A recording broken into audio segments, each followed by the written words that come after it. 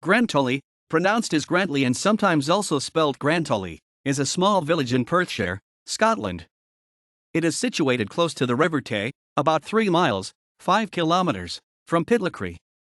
It has a population of approximately 750 inhabitants.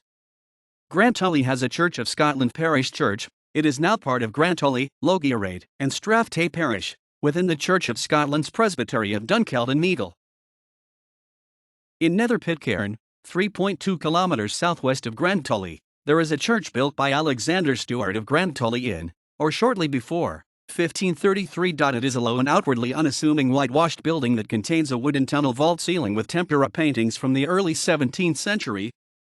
The paintings show scenes and persons from the Bible intermixed with the coats of arms of kings and noblemen, and in addition an abundance of birds, fruits, and angels, all depicted in a Renaissance style with cartouches and imitated metalwork. The paintings were restored in about 1950. An earlier castle stood around 1 mile, 1.5 kilometers, east and dates from 1414, only its foundations remain. The current castle consists of a Z-plan 3-story tower house of 1560 extended in 1626 to create a fortified house. In the calmer world of the 19th century, extensive additions were made in the 1890s in the Scots baronial style by Leadbetter and Fairley. The lands and castle belonged to the Stuart family from the 14th century, Thomas Stuart of Grantully being mentioned in 1587.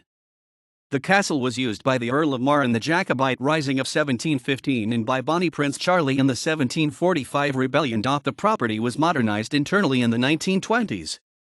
It is now divided as private flats. It is said to be the basis of Tully Veolan in Sir Walter Scott's Waverley novels. The Drummond Stuart Baronets. Sir William Drummond Stuart of Grandtully Castle, and his son, George Stuart, recipient of the Victoria Cross,